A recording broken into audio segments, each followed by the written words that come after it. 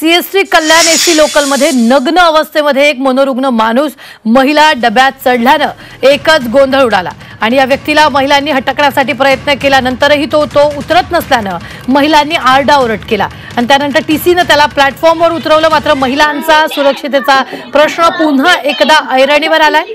दिवसा ढवळ्या असा प्रकार होत असल्यानं सीआरपीएफ आणि लोहमार्ग पोलीस करतात तरी काय असा सवाल उपस्थित केला जातोय। दिवसा ढवळ्या महिलांच्या डब्यात लोकल मध्ये हा मनोरुग्ण नग्न अवस्थेत आला।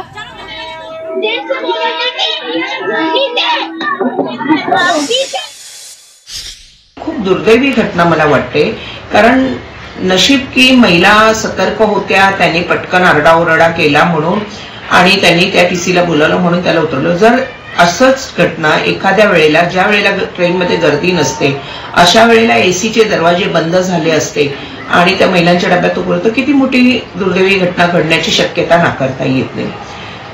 हा विषय खूप गंभीर आहे, याची दखल रेल्वे मंत्री, संबंधित रेल्वे प्रशासन आणि राज्य शासनाने घ्यायला पाहिजे।